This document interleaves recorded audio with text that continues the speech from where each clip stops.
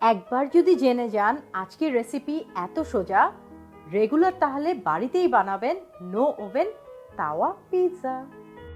প্রথমে 1 কাপ ময়দা, 1 কাপ আটা, সাথে 2 টেবিল চামচ টক দই, 1 চা চামচ বেকিং পাউডার, 1 চা চামচ বেকিং সোডা, লবণ, একটু তেল দিয়ে মথে পিৎজা ডোটা রেডি করে নিব আর রেস্ট করতে দিব।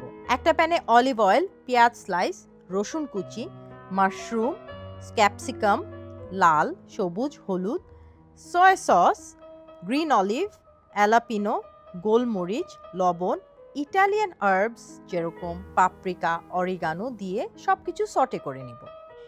এরপর ডোটা মথে একটা তাওয়াতে ভালো করে বিছিয়ে দিব। সাথে যাবে টমেটো সস।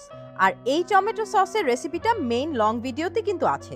নাও ফিলিংটা স্প্রেড করে দিব। এর উপরে যাবে গ্রেটেড চিজ।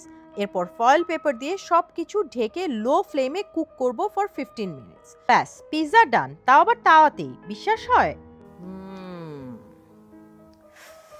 ইয়ামি। উপস, আপনারাও বানিয়ে বাসায় খেতে পারেন আমার মতো।